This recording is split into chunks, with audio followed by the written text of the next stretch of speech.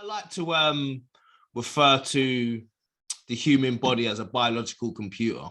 It is. It's exactly what it is. And there is a spiritual awakening what's happening on worldwide. We can see it, but the media aren't showing it.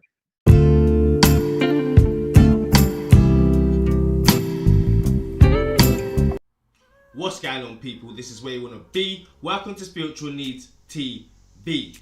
So, welcome back to the Spiritual Journey, episode number 2.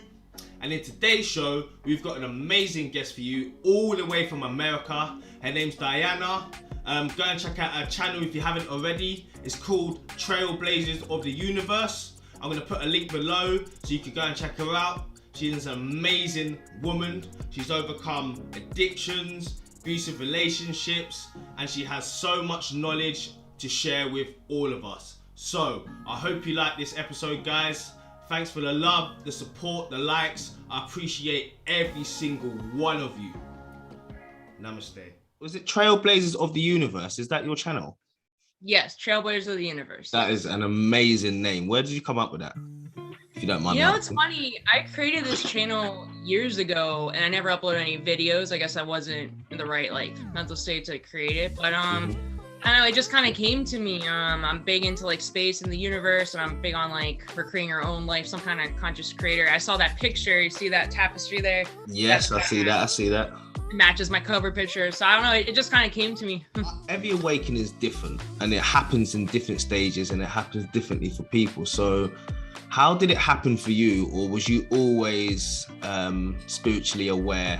So, I mean, I think I'm always having awakenings, really. But I think what really started to get, people are really like to label law of attraction, law of assumption. I wasn't really too big into that. I think I always feel like I was spiritual even when I was younger. I always felt like I was kind of more mature for my age, kind of wise beyond my years. I felt just more of a connection with the universe. I always had older friends. I just felt like I was a lot more different. It's different spiritual. Now I'm back in my body. Before I wanted to be away from my body, I wanted to go out in La La Land, but now it's yeah.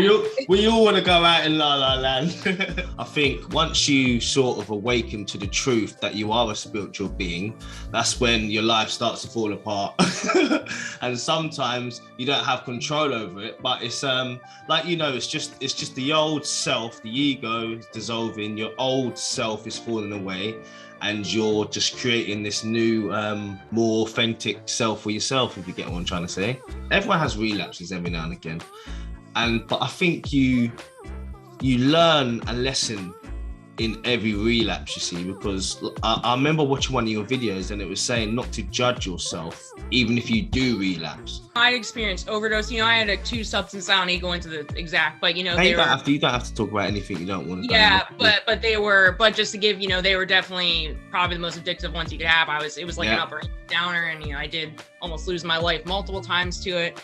And even right before, kind of like a dark night of the soul thing, it got to the point where I always thought, oh, because I work, I have a good job, I went to college, oh, I'm making money, hey, I'm functional, I don't have an addiction problem. But it became a lot, I just had that in my mind, and I was able to keep a job and stuff, so I thought I was good, but I was miserable. I woke up every day feeding something, always needing to spend all my money on it. The holistic, the physical, the mental, the spiritual, the emotional, so it's everything. So they had some we didn't do that. We were there. They had some Reiki there. They had acupuncture. We actually had in-depth therapy sessions, individual and in group. So we're talking about our limiting beliefs. We go into beliefs. Wow. We go into trauma, all this stuff, because there's reasons people relapse, because there's reasons why you do that. And a lot of relapse, you go there for a month. I went away for 4 months. I needed to. Yeah. And we did a lot of exercise. We took all these supplements. My brain was basically, they said it was fried, the doctor said, from all the damage I did. So they give you supplements, it's just everything, and you don't even have sugar or caffeine for the first month you're there. And so I like sugar, so. What got you into sort of astrology and the universe? Have you always been, I know when I was younger, I was really interested in extraterrestrials, and I was interested in the things that were different. And other people weren't, and they looked at me like I was a weirdo, but hey ho. So when you were younger, what interest did you have that were different to other society? So my mom got me an astrology book when I was in the 3rd grade. Ever since then, I've been looking. Grade. Yeah, she got me. And ever since then, I started to become really into that. And I always was into, I'm into like crystals and stuff now, but I even was buying like rocks and minerals when I was younger, and like I was always into aliens. I was always into very abstract stuff, and I think that led to kind of like the drug thing, because like I like kind of bringing my mind like out there, and I always liked astronomy and stuff. Just realizing you're more than the physical. Physical is a very small part. Most of the world is energy. The universe is energy, and we're focused on a small physical, so we have to go outside of ourselves and like find a connection to something higher. Whether it's God, universe, whatever, it's different. Whatever. That's it. Finding a higher meaning, a higher purpose in life. We're just put on this planet and we're just working. People go to work, they eat, they sleep, they, get high, whatever. And like, no one questions, like, what am I doing? Like, we're just going through the motions. I think a lot of people forget that there are dark things that are happening behind closed doors, that if we don't face it, then later on down the line, we're not going to get a chance to face it. I'm just going to put it out there, SRA, satanic ritual abuse, and certain things like that, which is close to my heart, because I personally know 2 people that have been in an occult. The kids don't have a voice, do you know what I mean? Yeah. And we have to be their voice, but a lot of people don't want to look the snake in the eye and say, right, we have to face what is going on in the world, because, and I don't like learning about things like that, but I know if you don't face it and if you're ignorant to it, then it's just going to persist and nothing's ever going to get done, sort of thing. Like there are people that some of the stuff I say, some people might not disagree with it, but you're planting a seed. Like even for me, certain things I heard, you can hear it, but you don't hear it, so when people are ready, that they might come back. It could be a video I posted now. Someone might talk shit about it. Maybe it triggered them in some kind of way or brought to light something. But, it planted a seed. It did plant the thought. And with repetition, eventually you'll have some kind of awakening or something's going to connect, So just keep planting the seed. That's it. I think planting those seeds, eventually, it doesn't matter whether it's a year or 2 years from now, but the seed you planted will grow. And they will look back and say, do you know what? Diana said that 2 years ago. Yeah. Or Cortez told me this was going to happen, or whatever the seed you planted, I think it will grow, because the truth always comes out in the end. Everything's very censored. And even on Google, I use a different, Google takes all your information.